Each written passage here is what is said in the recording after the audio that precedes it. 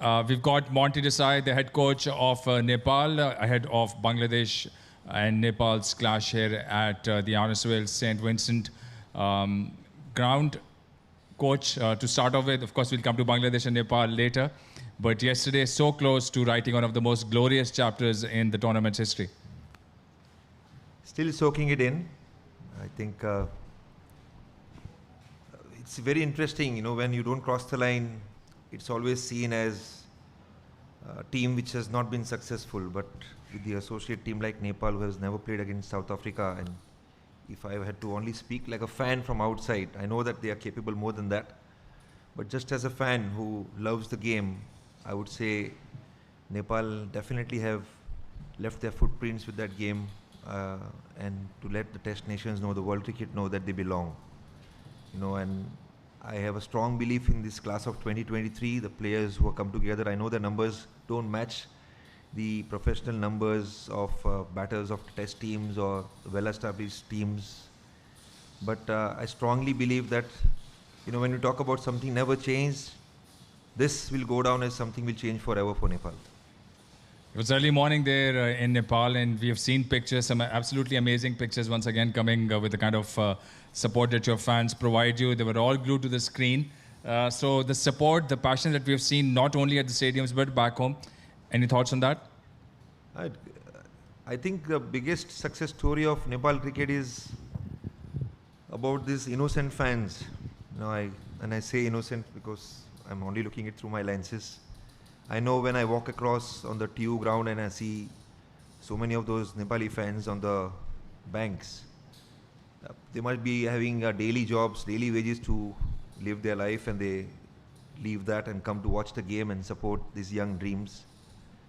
They have stand with the umbrellas on under the rain in the past.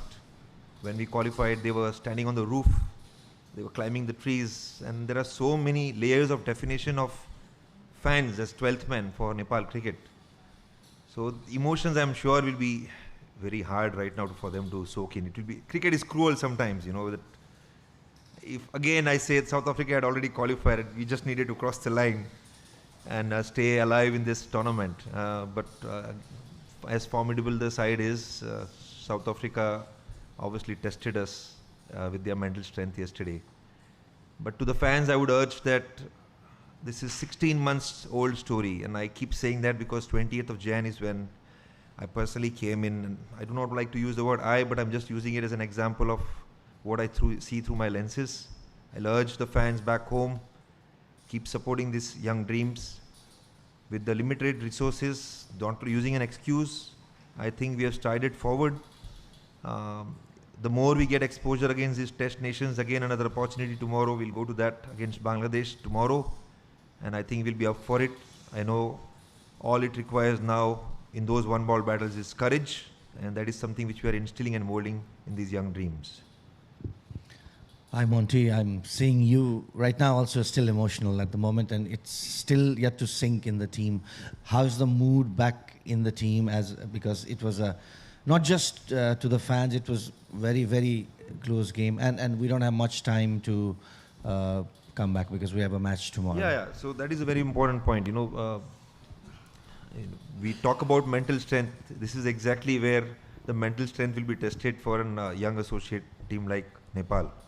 24 hours from now, we'll be planning, discussing, and heading towards the stadium tomorrow to play against Bangladesh. So it is very important to remember the processes that has helped us so far. When we have crossed the line, there are certain plans and preps which we did, and the roles which people dived into helped us to cross the line.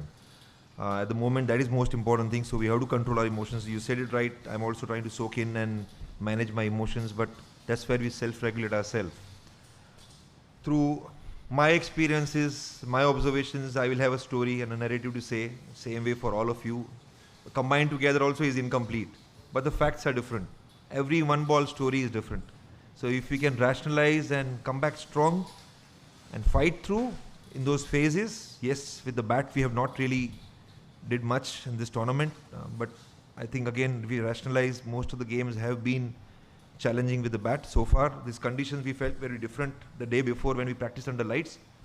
But I did feel yesterday there was, it was dry and the challenge was there. Having said that, we fought through the phases with what we know potentially well, but we have a lot more potential. So mixing up all the things together, I think even I have a lot of emotions right now, but we'll stay in present. That's what the most important thing.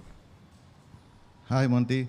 Nepal is playing last match of the tournament against Bangladesh tomorrow. So will be any changes in our squad? When we come to this level, the platform, we think through where we think about, okay, if it's now not going to make any difference to our qualification, can we have a reasonable change where we expose other players as well who are potentially good. But what we'll have to also do our homework is Bangladesh as a team, their combination and what skills we can bring in through that new member who walks into the playing 11. So contest well. So it will not be just to give opportunity, but it will be again with the mentality to bring the best 11 in for that particular day and win the game. Hi sir, what is your take on Bangladesh team as Nepal should be looking forward to wrap up the tournament with a high note? And will that be a battle of spin as well? What is your take on that? We are balancing our side with seam and spin both. Okay, so we saw so far that spin has played a role here, and my past memories in Caribbean has been very similar. But we have a balanced side, so what the surface offers, what the conditions offers tomorrow, accordingly we will present our challenges. What I'm really looking forward to is our batters showing little more courage and challenge and fight. And I know in the nets I've seen a lot more than what you guys have seen at the center out there. And I really want them to present that tomorrow.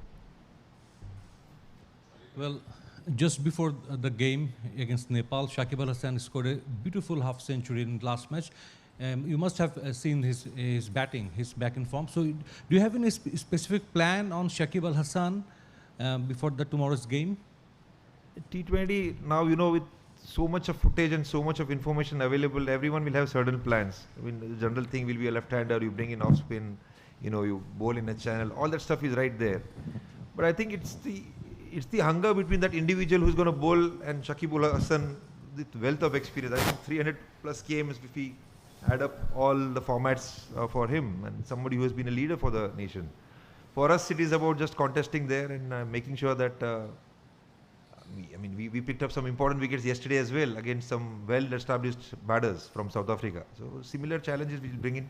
I will not disclose what kind of a plan we will put across Shakib, but I think there are a lot of plans that we think about.